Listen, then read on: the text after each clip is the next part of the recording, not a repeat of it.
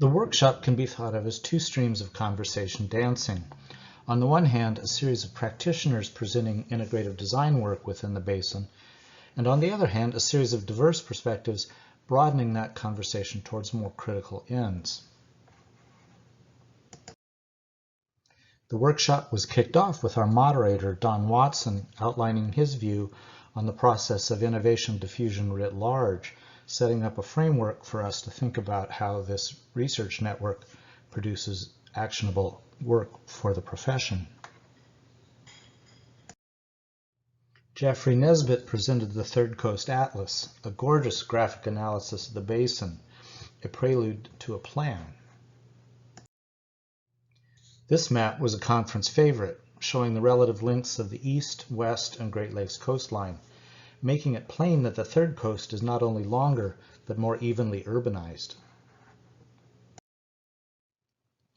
Drew Gronwald from the University of Michigan spoke about the state of climate modeling on the Great Lakes, offering the chilling perspective that while sea level rise threatens the ocean coasts, the Great Lakes face the far more challenging prospect of increased lake level volatility, a much less certain and hence much more difficult condition to design for. David Rankin from the Great Lakes Protection Fund presented the entire development of the Great Lakes Basin as a history of the innovation of financial tools, leaving us with these 3 points: that we need to set the stage for another phase of growth, that we need to think of finance as a design feature and not something to be avoided, and that we should incorporate finance and investment expertise in any sort of case study initiative that we assemble. The public health benefits of reweaving water-based ecological processes back into the waterfront were discussed from a variety of perspectives. Barbara Coley provided a social justice perspective,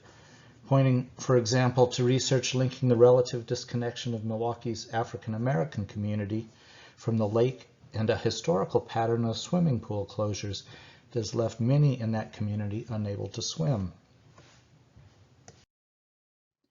And Margaret Newton brought to the group an invitation into the far more water-centric understanding of the region held by her own culture, as well as insights into ways that indigenous traditions can be a source for scientific data in the long-term resiliency of the basin.